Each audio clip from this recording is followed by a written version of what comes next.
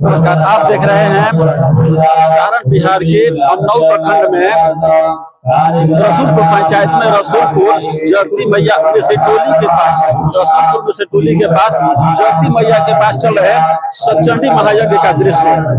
और आज सोमवार है और 2 तारीख को इस महायज्ञ का समापन पूर्णाहुति होगा। तो देखिए कितना सुंदर दृश्य है। कहा गया है कि यज्ञ जो है मानव जीवन का सर्वश्रेष्ठ कर्म है। यज्ञ वही श्रेष्ठतम कर्म। और महायज्ञ या यज्ञ जो है मानव और ब्रह्मांड के बीच सेतु का कार्य करता है, अर्थात जीव और ईश्वर के बीच सेतु का काम करता है। और सबसे बड़ी बात कि महायज्ञ में सकारात्मक ऊर्जा का प्रवाह चारों दिशाओं में होता है। इस महायज्ञ का काफी महत्व है। ये जो हवन है, आहुति है, शास्त्र कहता है कि हमारे मनुष्य के जो 6 दोष होते हैं, 6 दोषों का हवन हो जाता है। ऐसा भी चिंतन है। ये त्याग का प्रतीक है हवन।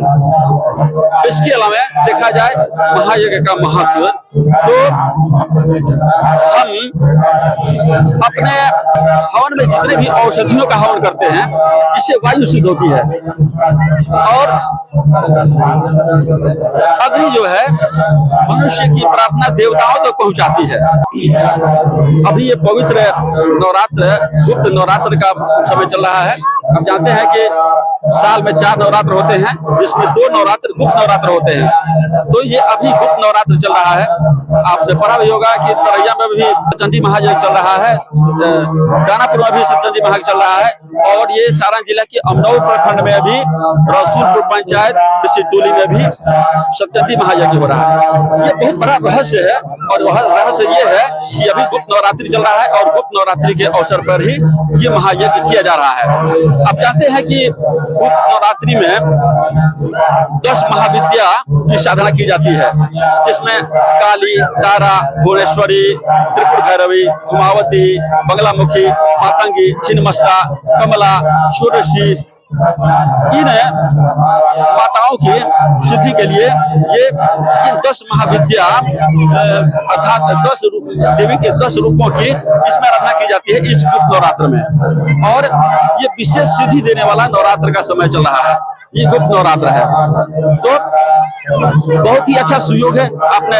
हमने देखा है अमनौर में कल खूब वर्षा हुई है और चारों तरफ पानी लगा हुआ है। तो ये यज्ञ का प्रभाव स्पष्ट दिख रहा है, ये फलित होता दिख रहा है।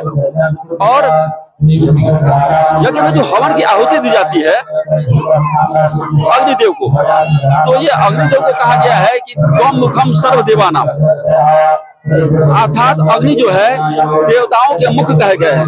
अर्थात अग्नि में जो आहुति हम देते हैं वो सीधे देवताओं तक पहुंचती है। कहा गया है ऋग्वेद में कि अग्निमीले पुरोहितम, अर्थात अग्नि जो है यज्ञ के पुरोहित हैं, कल्याण करने वाले हैं, हमारी प्रार्थना को देवताओं तक पहुंचाते हैं।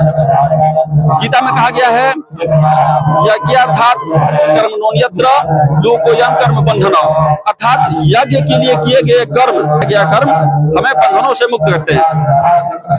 और अन्य जितने भी हम कर्म करते हैं वो बंधन देते हैं, हमारे जीवन में बंधन देते हैं। लेकिन यज्ञ के लिए जो हम कर्म करते हैं वो हमें बंधनों से मुक्त करते हैं। तो आइए देखिए अमनौर प्रखंड के रसूलपुर में चल रहे सचंडी महायज्ञ का दृश्य।